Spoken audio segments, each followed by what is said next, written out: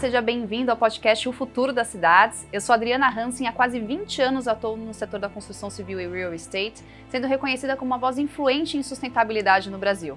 Nesse podcast falamos sobre como as cidades impactam o meio ambiente, a saúde e o bem-estar das pessoas. E para isso, convidamos líderes para compartilhar reflexões e soluções importantes rumo à construção de um futuro com cidades mais verdes, saudáveis, resilientes e democráticas.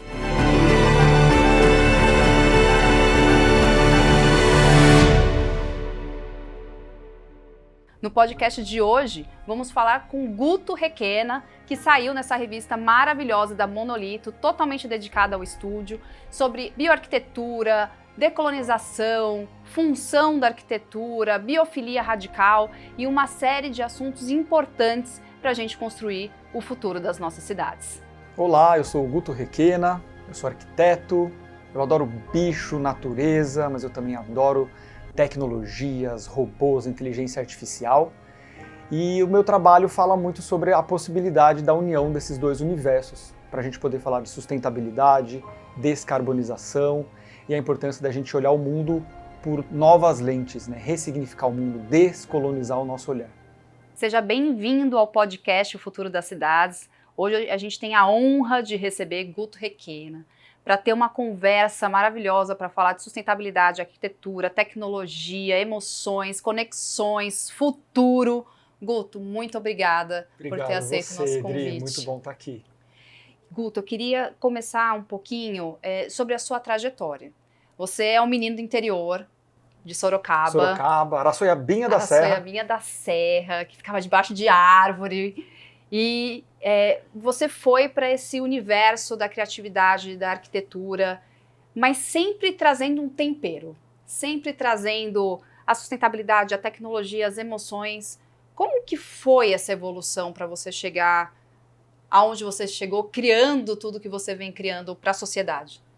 Muito bom, Adri. Eu acho que eu sempre gostei, assim, desde muito pequeno, brincar de coisas de espaço. De cabaninha, de arquitetura. Eu comprava quando eu tinha, assim, era muito pequenininho, assim, sei lá, 12 anos, comprava a revista Arquitetura e Construção, colocava papel vegetal em cima e copiava as casas.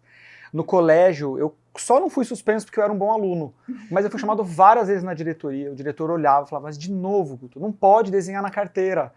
E aí eu não tinha que falar, porque todo mundo levantava para sair da escola e minhas carteiras estavam todas desenhadas em volta. Mas eu nunca conheci um arquiteto. Eu só fui conhecer um arquiteto quando eu passei na faculdade, né? Então eu acho que teve, não sei, uma coisa que eu sempre gostei de pensar o espaço, as pessoas.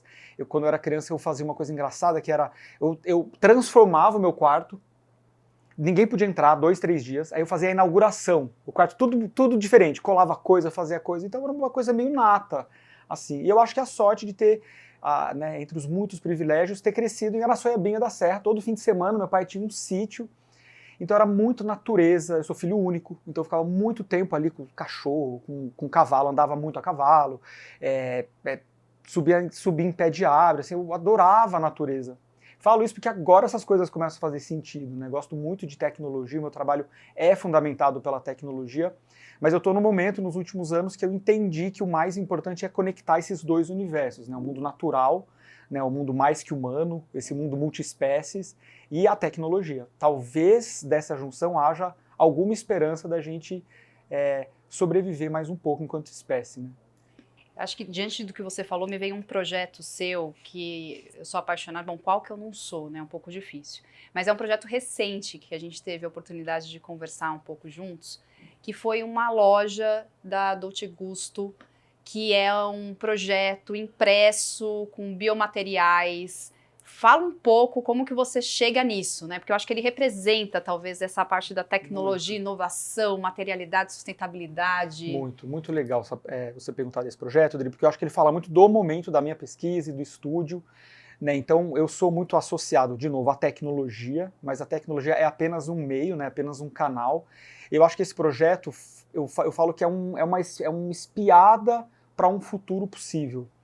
E o futuro vai ser possível se a gente descarbonizar tudo. E a construção civil é um dos grandes vilões, né? Os dados variam entre 38%, 36%, 40% da emissão de CO2 vem da nossa indústria, vem da construção.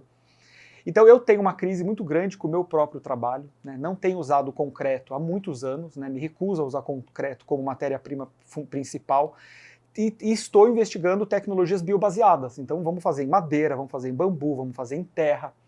E esse projeto foi muito legal porque era um projeto de inovação para uma grande marca, para a Nestlé, direto do global, e eles estavam lançando no Brasil, né, um lançamento global aqui no Brasil, a cápsula biodegradável. Todo mundo que adora café, assim como eu, brasileiro, a gente usa muito cápsula. E é sempre aqui, não, mas eles reciclam. 3% da produção mundial de cápsula de café é reciclada. Ou seja, a gente não recicla. Então eles vieram com esse problema, Guto, estamos tentando resolver, vamos lançar a cápsula. O que a gente faz? A gente precisa lançar uma flagship que represente esse futuro. E aí foi muito legal que inovação se faz com tempo, né? Você participou desse projeto, você sabe, né? A gente ficou ali mais de 6 meses desenvolvendo. E uma vontade muito grande de testar pesquisas. Então vamos fazer impresso em 3D esse café, colocar esse café numa praça, né, no espaço público, seria muito mais fácil fazer num shopping. E a marca foi fantástica, que ela entendeu, né, milhões de desafios de criar um projeto na rua. Fizemos na rua, num parque, do lado da Avenida Paulista, democrático, para todo mundo entrar. E a gente se inspirou na flor do café para criar aquela forma. E propositalmente a gente quis fazer quase que um templo. Então ele é um cocum, é uma coisa paramétrica, né? Eu falo muito dessa arquitetura criada por algoritmos, e é uma arquitetura impressa em 3D que usa biomateriais, portanto ela é uma arquitetura para ser biodegradada, assim como a cápsula do café. E ela ficou lá durante 1 ano e pouco, e no final do ciclo a gente documentou tudo isso, né? Então a gente desmontou a loja, triturou aquela arquitetura, literalmente, e aquele pó virou adubo para o agronegócio. Então, para a gente mostrar que todo esse ciclo foi pensado, né? Assim que a gente fala em ciclos regenerativos na arquitetura. Então, esse projeto foi incrível porque ele mostra futuros possíveis, né? Não dá só para a gente ficar construindo usando concreto, a gente tem que pensar de outras maneiras. E assim, só para encerrar, voltando para a tua pergunta, né? Como que a gente chegou nesse lugar? Chegamos nesse lugar porque, se a gente for pensar de verdade, não tem nada de tão inovador nisso. A gente fez o que talvez os nossos indígenas, né, os quilombolas, já vêm fazendo há muito tempo, que é trabalhar com biomateriais, que são, né, na sua grande maioria, biodegradáveis. Só que a gente usa as novas tecnologias, né? Então eu tenho defendido muito essa possibilidade de juntar o que é ancestral, né, essa sabedoria ancestral que a gente tem tanto para aprender, com as novas tecnologias. Eu acho que tem algo muito poderoso que pode sair daí. Fantástico. E eu acho que quando você traz isso, vai muito de encontro com uma fala que eu costumo trazer em alguns momentos, que é o fato da gente estar descomplicando. Eu acho que quando o homem passou pela industrialização, a era da industrialização, a gente foi complicando bastante os processos, os produtos, foi criando químicos atrás de químicos para gerar resultados de performance técnica e etc., sem olhar para a natureza e entender o quanto ela já tinha de conhecimento, inovação, função, e o quanto isso poderia ser útil sem a necessidade de complicar muito. Eu vejo que hoje a gente está nesse momento de falar, não, complicamos demais e precisamos resgatar essa simplicidade funcional que a gente sempre teve disponível e que talvez a gente fechou os olhos para todas essas possibilidades. Total. E a gente tem quantificado, de certo modo, essas performances muito através de estudos técnicos, estudos que avaliam o desempenho ambiental ao longo do ciclo de vida. E eu vi recentemente também uma fala sua sobre um conceito que eu vejo que dentro dessa linha, seja complementar à linha da bioarquitetura, que é desenhar os projetos baseado em função. Eu queria que você falasse um pouco sobre isso. O que é você hoje desenhar, seja um mobiliário ou um espaço, baseado na sua função e como que isso pode agregar a esse conceito da sustentabilidade, da redução de impacto dentro do nosso universo da cidade, dos prédios? Muito, muito. Acho que existe uma crise, né, não só para os arquitetos, mas para os designers, né, a nossa responsabilidade de desenhar algo novo, né, criar algo novo, extrair matéria-prima, fazer o que está na moda para depois sair da moda. E eu acho que pensar, e eu tenho falado muito disso, defendido muito isso até com os meus alunos, que é a gente pensar, por exemplo, a arquitetura mais a partir da função, mais a partir das atividades. Né? Então eu acho que o arquiteto que desenha por exemplo, num projeto residencial. O arquiteto que desenha quarto, sala, cozinha, ele está desenhando o passado, né? Porque o modelo do morar, a gente fala que veio importado ali do mundo ocidental, da França, século XVIII, que a gente chama da casa tripartida. Todas as casas que a gente conhece, especialmente aqui no nosso lado do mundo, são separadas em social, íntimo e serviços. Sala, quarto, cozinha, compartimentados, né? Cômodos, estanques, monofuncionais, né? Sala de TV, cozinha.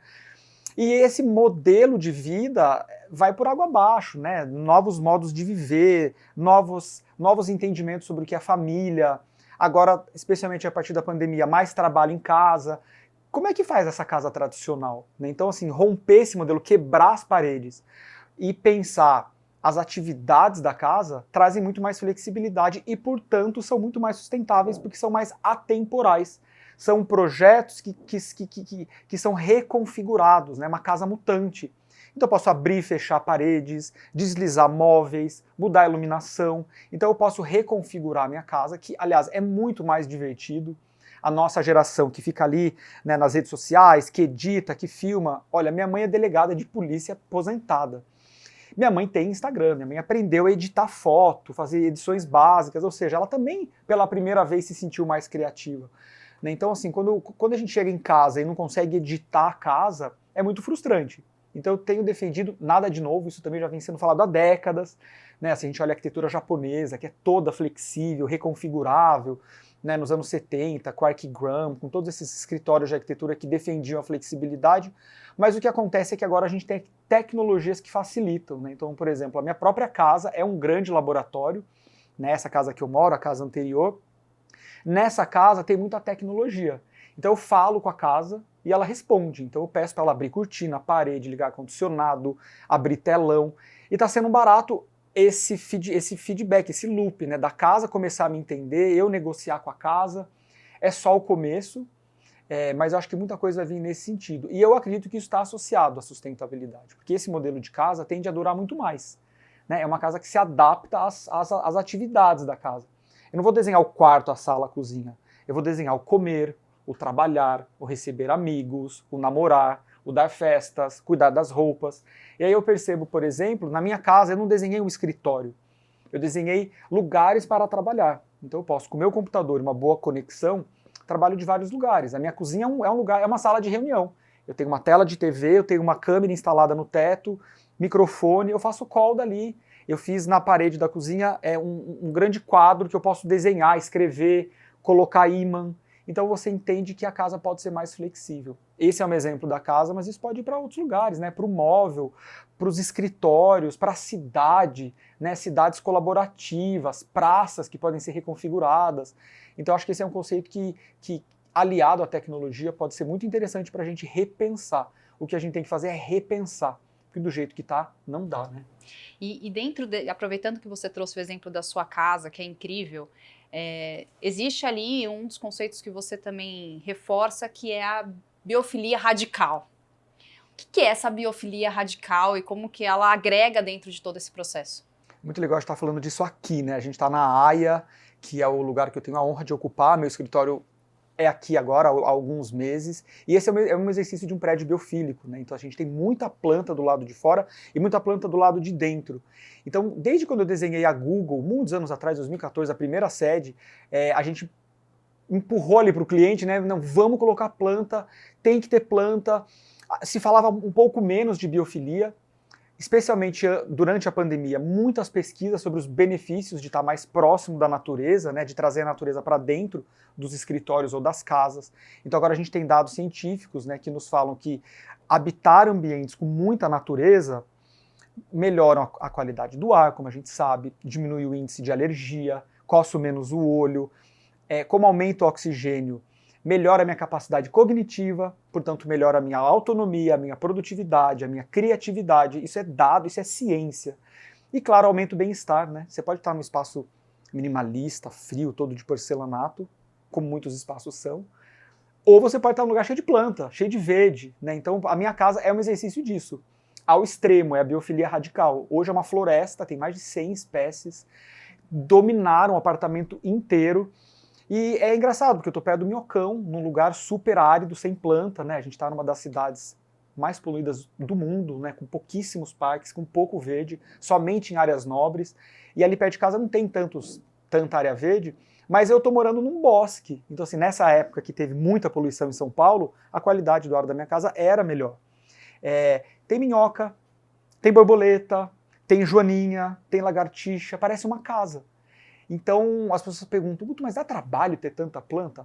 Dá trabalho, é vida, né? Vida dá trabalho. Você tem que cuidar. Pulgões, cochomilhas aparecem e a E gente é vai maravilhoso. cuidar. Né? Na correria do dia a dia, às vezes você tá lá numa call com o cliente, daqui a pouco pousa uma joaninha na minha mão, no meio da call. Eu falo, não, calma, é isso, né? Você se reconecta de outras maneiras com o que é essencial à vida, né? Que é a vida. E eu acho que essa é a história da multiespécie, né? Eu moro numa casa multiespécies, além de eu ter cachorro, tem muitos outros seres e bichos e coisas que vão aparecendo. Eu adoro, entrou passarinho dentro de casa, outro dia uma borboleta gigante. Eu falei, não é possível que eu tô do lado do minhocão e tem essa borboleta voando aqui dentro. Né? Então isso faz a gente repensar, né, o nosso dia a dia e o tipo de projeto que a gente quer fazer. Então eu, enquanto arquiteto, quero continuar experimentando, investigando isso, porque isso tem a ver com bem-estar, com futuro, né, com possibilidades de futuro. Eu acho que esse exercício do apartamento, eu falo, é meio que a casa do futuro, que é muita planta, né? Evidencia que de fato a gente pode regenerar. Né? Acho que a gente está num ambiente árido, que às vezes a gente desacredita que se a gente dá um respiro para a natureza voltar ali, ela aparece. Essa é a palavra-chave, de regenerar. E é mais simples do que a gente imagina, né? Eu gosto muito da ideia de que a gente pode hackear a cidade, hackear a arquitetura.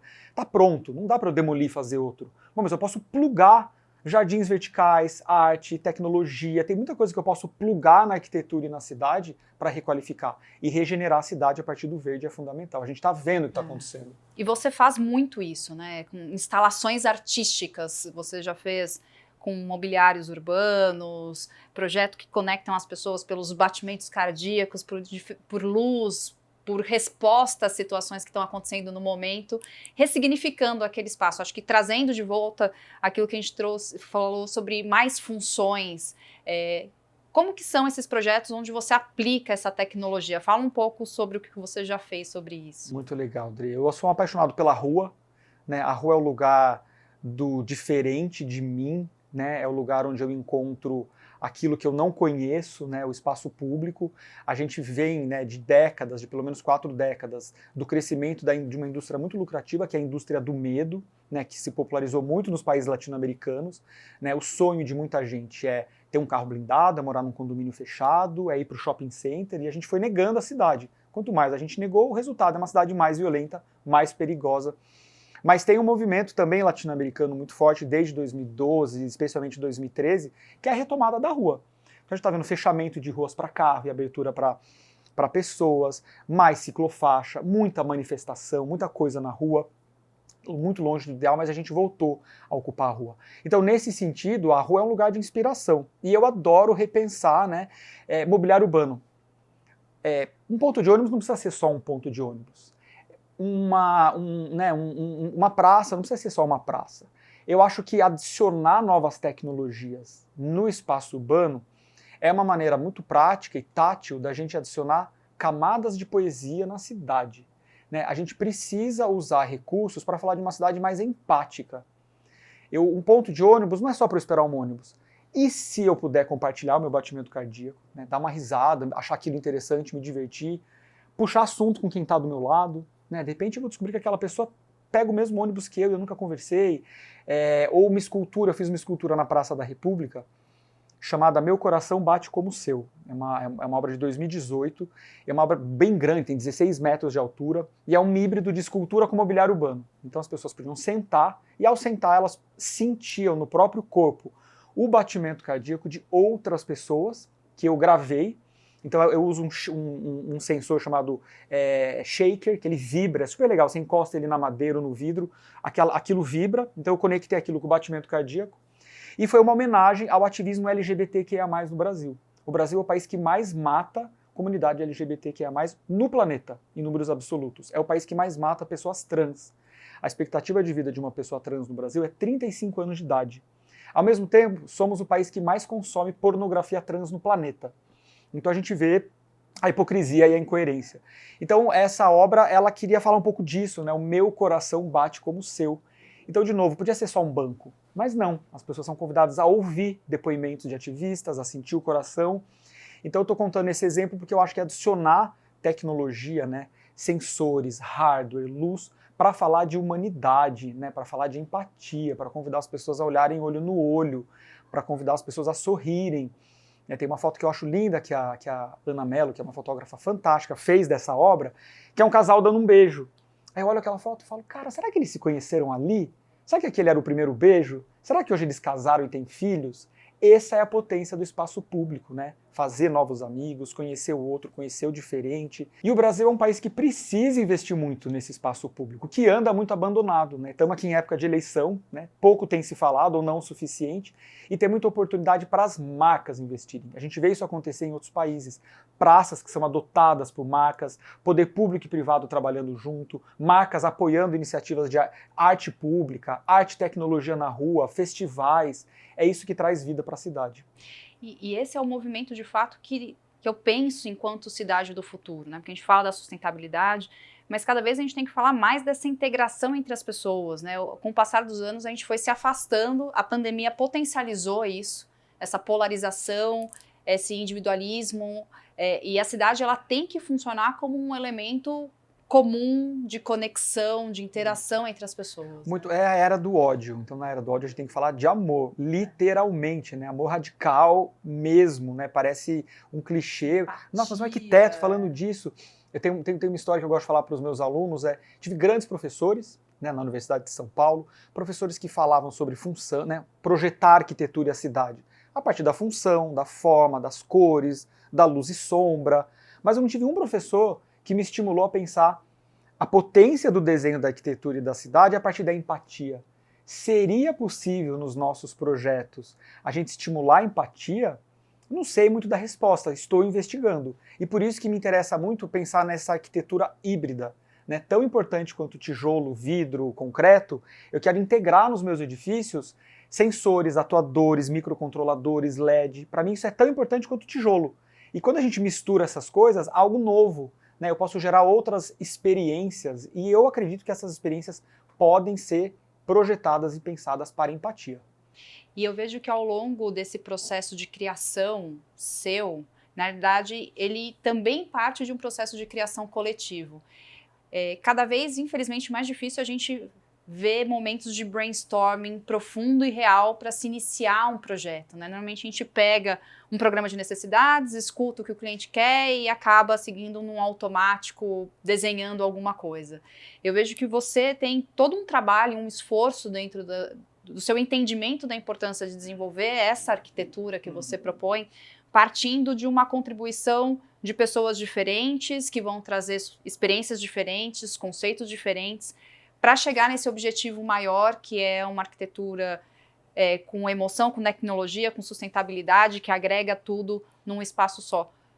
Como que você vê a importância desse processo de criação nos seus projetos? Olha, Adri, eu acho que a gente está falando de inovação aqui, né? Ou a tentativa, né? A busca pela inovação.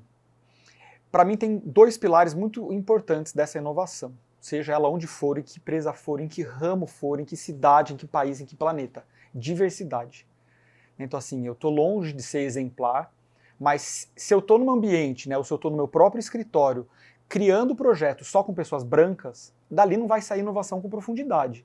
Né? A inovação sai quando a gente tem diversidade. Né? Se eu conseguir ter pessoas mais velhas, mais novas, se eu conseguir ter uma pessoa não binária, uma pessoa trans, e especialmente a questão de raça. Então, para mim isso é a base de uma boa criação. De novo, longe de ser o ideal, mas hoje eu tenho orgulho de falar que a gente tem já há muitos anos arquitetos negros, arquitetas negras que trouxeram uma revolução dentro do escritório. A gente consegue abordar os problemas por outras perspectivas. Né? Então a gente tem falado muito desse termo, né? Decolonizar. Né? A gente vive de uma herança patriarcal, monoteísta, cristã, binária, machista, né, recheada do privilégio branco, da branquitude.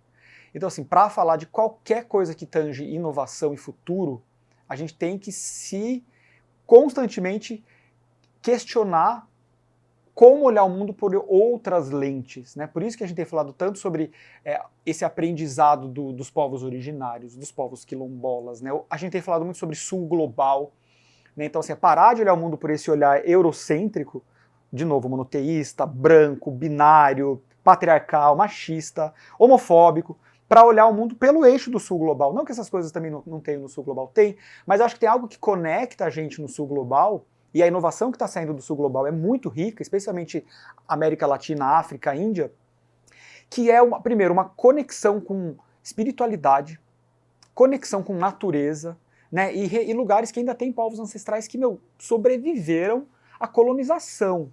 Né? Então, olhar para isso é olhar para a inovação que sai daí.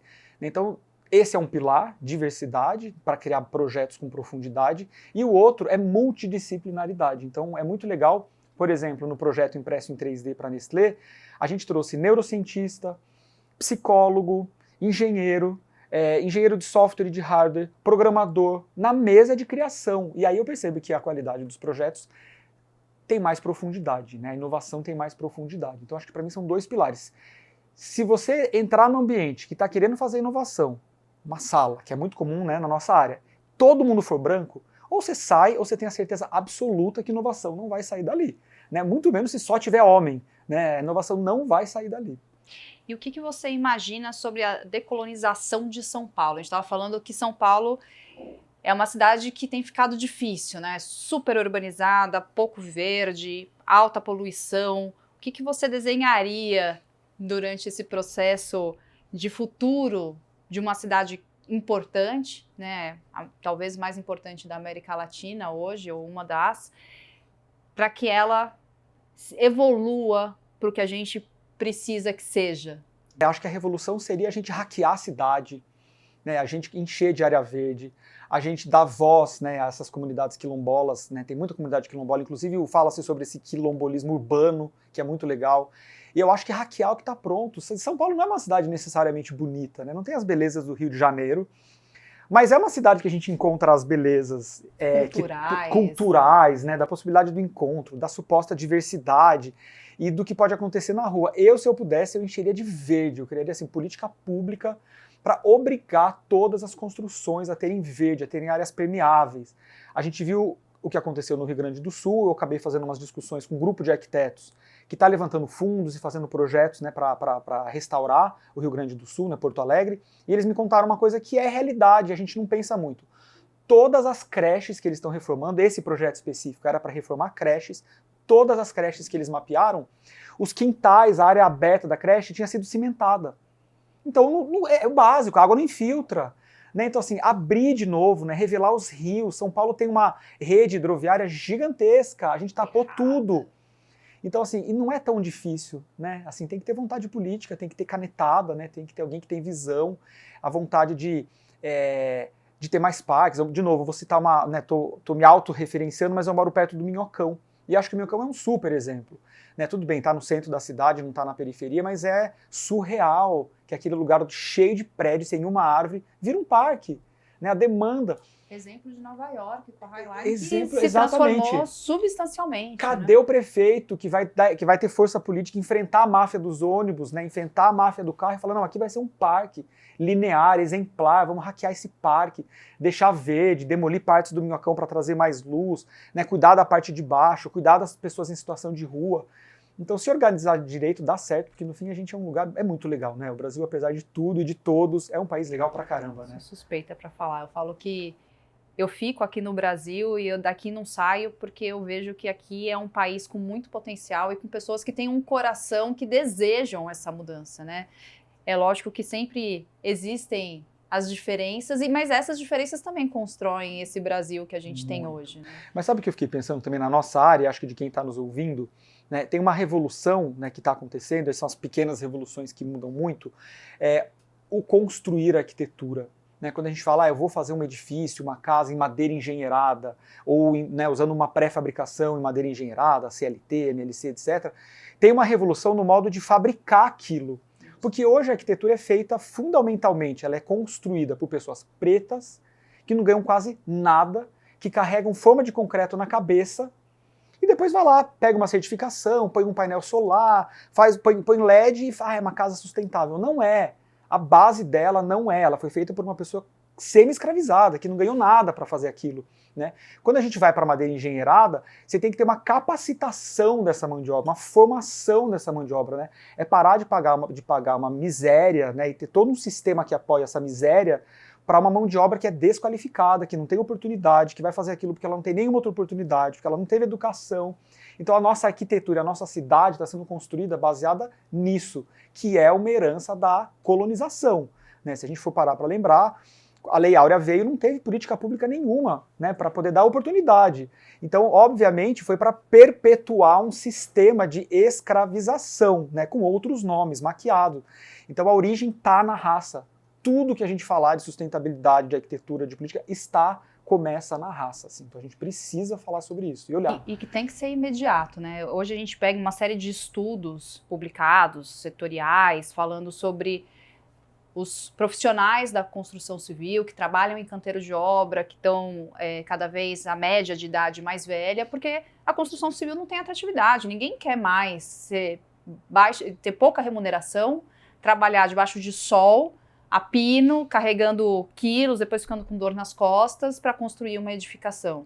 Então, a industrialização, a inclusão tecnológica, ela é fundamental para atrair esses jovens para fazer algo diferente e a gente, de fato, construir uma cidade que seja para todos, não só do ponto de vista do volume edificado, mas do ponto de vista social, educacional, enfim, que a gente precisa no Brasil para que a gente cresça também enquanto sociedade. Né? Total, e é uma questão racial. Isso é fundamental, uma questão racial. Nós, os nossos privilégios, né? Então essa coisa da revolução da construção é isso, é capacitar, é formar, é mudar esse sistema de dentro para fora, né? Guto, a gente falou sobre bioarquitetura, falamos sobre função, que é algo que eu acredito demais, falamos sobre materialidade, industrialização, biofilia radical. A gente passou aqui por uma infinidade de temas que eu tenho certeza que quem está ouvindo em casa está com a cabeça borbulhando. Agora, para você, o que você desejaria de uma cidade no futuro? De São Paulo, do Brasil, no futuro. Muito bom, né? A gente pensar em cidades que são feitas para pessoas, né? Cidades que são para todos, né? Hoje que a gente vive, isso é assustador e é a base do capitalismo, mas o que a gente vê em São Paulo, é reflexo disso, é a bolha, a segregação, né? Eu acho que o sonho seria uma cidade menos segregada, com mais oportunidade. Vou dar um exemplo, eu fui numa palestra semana passada, no Morumbi, num quintal de uma casa linda, e o palestrante, que era um monge budista, na verdade do Butão, o monge budista do Butão, o cara que criou o sistema de avaliação da felicidade do país, uma puta palestra, aí ele não conseguia falar porque não parava de voar helicóptero, a gente entendeu que era aquele horário, as pessoas voltando por L ponto para ir para casa, né? Ao mesmo tempo que a gente passou por a gente passou do lado de Paraisópolis, uma grande comunidade, uma grande favela, a gente passou para chegar naquele lugar. E essas noções, né, dessa construção dessa cidade desigual, né, dessa cidade que não tem oportunidade para todos, é o mais difícil, assim, só vai haver futuro se a gente conseguir também corrigir, né, melhorar, gerar mais oportunidades, e a cidade é o lugar para gerar oportunidade. Então acho que a gente fala de possibilidade de transporte público de melhor qualidade, transporte público verde, mais possibilidades de bicicleta, menos carro. É gozado que a gente está falando disso há décadas, né, e tão pouco muda. Né? Acessibilidade, né? Acho que ontem eu participei de um seminário na Inglaterra, foi online, e estava falando muito sobre as cidades desiguais, né? E uma reflexão que a gente levantou é a questão do corpo. Que corpos podem andar em que partes da cidade? O corpo da mulher, e você como mulher sabe isso melhor do que, né, obviamente, do que eu, teu corpo não pode andar em certos lugares da cidade em certos horários. O corpo da pessoa, eu estava mostrando com um amigo meu negro agora, super bem sucedido, ele falou, Guto, é o tempo inteiro, eu estava vindo aqui, as pessoas atravessam a rua, as pessoas têm medo, as pessoas apertam a bolsa, a gente nunca vai saber o que é isso. Né? Então se a gente só vai falar de cidade do futuro quando a gente conseguir olhar para essas questões e conseguir de alguma maneira ser menos desigual. E eu acho que uma das muitos pilares é a educação. E é a oportunidade, enquanto a gente não construir, né, mais educação e mais oportunidade, a oportunidade vem também com educação. Eu sonho com uma cidade mais verde, que dê para andar mais de bicicleta, que eu possa me sentir mais seguro, né, que tenha, assim, se eu pudesse visualizar essa cidade do futuro, uma cidade Ó, um pouco parecido com esse prédio que a gente está olhando ali, com muito verde. O verde que hackeou tudo, né, que traz borboleta, passarinho, joaninha, que eu consigo respirar melhor. Isso é possível, mesmo numa cidade com 22 milhões de pessoas. Né, e uma cidade que costure melhor essas bolhas, né, e essa segregação. Assim, acho que esse seria o modelo ideal. Será que a gente vai conseguir, Dri? Eu espero que sim. Eu estava falando antes de a gente começar que minha vontade seria me jogar dentro daquele verde que está no prédio ao lado, que já a gente coloca uma imagem aqui para todo mundo ver. E a gente precisa conseguir, né? Eu acho que todo mundo tem esse direito. A humanidade, como um todo, tem um direito de viver num futuro que seja para todos. Só que a gente precisa começar hoje, né? Eu acho que a gente fala da cidade do futuro, mas o início e a ação, ela tem que ser imediata. Imediata. Né? Eu acho que assim, para quem está nos ouvindo, qual é a bandeira que você levanta? Tem tantas bandeiras, né? É a questão climática, é a questão racial, é a questão da LGBTfobia do Brasil, qual é a sua bandeira? E enquanto empresa, enquanto marca, você só vai estar de fato fazendo alguma diferença, e enquanto pessoa física, quando atingir o teu bolso. Você pode falar, enquanto você não puser a grana, né, quando você não colocar o dinheiro em cima desses assuntos, é só blá blá blá. Então assim, se todo mundo fizer, né, se as empresas fizerem, há mais chances, né, há mais oportunidades, mas tem que entrar no bolso.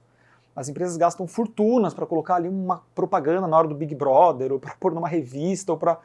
Vai para a rua, vai para o espaço público, vai para projetos sociais, né? Qual que é o legado que a tua empresa vai deixar? É só o lucro que interessa? Né? Tem algo de muito errado aí, né?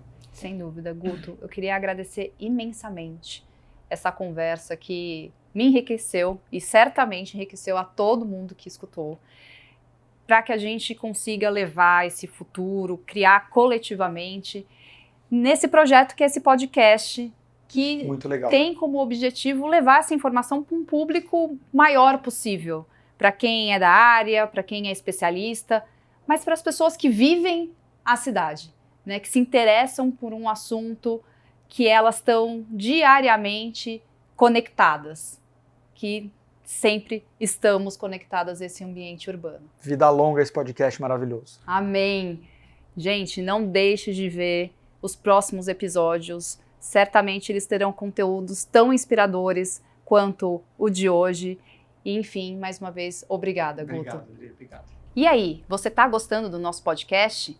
Ele está sendo feito com muito carinho para você. Curta as nossas postagens, comente, nos siga nas nossas redes sociais, no Instagram, o Futuro das Cidades Podcast, no nosso canal do YouTube e Spotify, que certamente isso ajuda a difundir esse conteúdo, que é para a gente construir um futuro melhor. E esse projeto só está acontecendo por conta de empresas que acreditaram no nosso propósito. Praça Lindenberg Itaim, Dimensional, Carbon Cure, Real Mix Concreto e Zero Positivo. Obrigada! E para você, qual é o futuro das cidades?